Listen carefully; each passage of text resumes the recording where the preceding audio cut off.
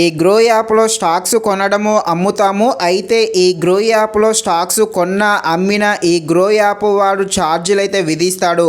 ఈ యాప్ వాడు కొన్నందుకు అమ్మినందుకు ఎంతెంత ఛార్జీలు, అదేవిధంగా ఏమేం ఛార్జీలు విధిస్తున్నాడో ఫుల్ క్లారిటీగా ప్రూఫ్తో సహా ఈ వీడియోలో చెప్పడం జరుగుతుంది. మీరైతే ఈ వీడియోని స్కిప్ చేయకుండా ఎండ్ వరకు చూసేసి ఇంకా ఎవరైనా మన ఛానల్ని సబ్స్క్రైబ్ అండ్ లైక్ చేయకుండా ఉంటే తప్పకుండా మన ఛానల్ని సబ్స్క్రైబ్ అండ్ లైక్ చేసి కాస్త నాకు సపోర్ట్ చేసేయండి.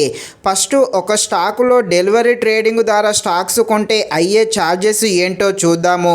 అయితే ఈరోజు మీరు ఒక స్టాకు కొన్నా 100 స్టాక్స్ 100 సార్లు కొన్నా కూడా ఈ రోజుకు మీకు తప్పకుండా 20 రూపాయలు అయితే కట్ అవ్వడం జరుగుతుంది. ఈ 20 రూపాయలు కట్ అవుతుంది అనే విషయం అయితే చాలా మందికి తెలిసే ఉంటుంది. ఈ 20 రూపాయలు అనేది బ్రోకరేజ్ ఛార్జ్ కింద తీసుకుంటాడు. ఇక ఒక కంపెనీ స్టాక్స్ 20,000 లోపు పెట్టి కొంటే ఏమేం ఛార్జీలు విధిస్తాడో చూద్దాము. ఈ ఛార్జ్ విధిస్తాడు అనేది కూడా మీకే కాదు చాలా మందికి కూడా తెలియదు. ఇప్పుడు చెప్పేది ఓన్లీ డెలివరీ ట్రేడింగ్లో బై సైడ్ మాత్రమే. 20,000 పెట్టి బై సైడ్ కొంటే ఏమేం ఛార్జ్ విధిస్తాడో చూడండి. ఇక్కడ ఎస్టీటీటీ 20 రూపాయలు అయితే ఉండడం జరిగింది. ఎక్స్చేంజ్ ఛార్జ్ 3 రూపాయల 45 పైసలు ఉంది. జిఎస్టీ 0.62 పైసలు ఉంది. సేబీ ఫీజు అయితే 0.02 పైసే ఉంది. స్టాండప్ డ్యూటీ అంటే ఉంది, స్టాంప్ డ్యూటీ ఇది 3 రూపాయలు అయితే విధించడం జరుగుతుంది. మొత్తము 27 రూపాయలు అయితే విధించడం జరిగింది. అదే 40,000 లోపు పెట్టి స్టాక్స్ కొంటే ఏమేం ఛార్జీలు విధిస్తాడో ఇక్కడ పెట్టాను, చూసేయండి. ఇప్పుడు ఇదే బై చేసాం కదా, ఇప్పుడు బై చేసిన తర్వాతకి సేల్ చేసే ఎంత ఛార్జ్ విధిస్తాడో చూద్దాము. అయితే మనము లాభంలో అమ్మినా నష్టాల్లో అమ్మినా కూడా ఒకటే ఛార్జ్ అయితే విధించడం జరుగుతుంది. కాకపోతే లాభాలు ఎక్కువగా ఉంటే ఛార్జీలు కూడా ఎక్కువగానే పెరగడం జరుగుతుంది.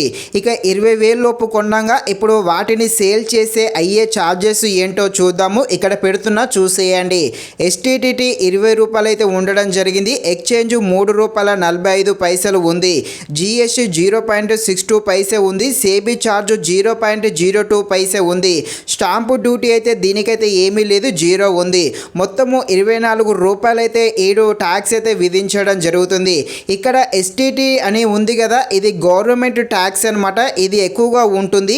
నా అన్వేషు చెప్పేది కూడా ఇదే. గవర్నమెంట్ కంట్రోల్లో ఉన్న యాప్స్ ద్వారా అయితే ట్యాక్స్ ఉంటుంది. ఆ ట్యాక్స్ అనేది డైరెక్ట్గా గవర్నమెంట్కి అయితే వెళ్ళడం జరుగుతుంది. అదే బెట్టింగ్ యాప్ వల్ల మనం నష్టపోతే ఒక్క రూపాయి కూడా గవర్నమెంట్కు వెళ్ళదు. ఆ బెట్టింగ్ యాప్ వాడే తీసుకోవడం జరుగుతుంది. అన్వేషు కూడా పోరాడేది ఇలాంటి వాటి మీదనే. ఇక ఇప్పుడైతే ఒకవేళ 40,000 లోపు సేల్ చేస్తే అయ్యే ఛార్జెస్ ఏంటో ఇక్కడ పెడుతున్నాను, చూసేయండి. నెక్స్ట్ వీడియోలో మీరు ఇంటర్నెట్ ట్రేడింగ్ చేస్తారుగా, ఈ ఇంటర్నెట్ ట్రేడింగ్ చేయడం వల్ల ఎలాంటి ఛార్జీలు విధిస్తాడో నెక్స్ట్ వీడియోలో చెప్తాను. లేకపోతే ఈ పాటికి మన ఛానల్లో అప్లోడ్ అయ్యి ఉంటే వెళ్ళి చూసేయండి. ఇది ఫ్రెండ్స్, మరిన్ని ఎలాంటి వీడియోస్ కోసం అయితే మన ఛానల్ని తప్పకుండా లైక్ అండ్ సబ్స్క్రైబ్ చేయండి.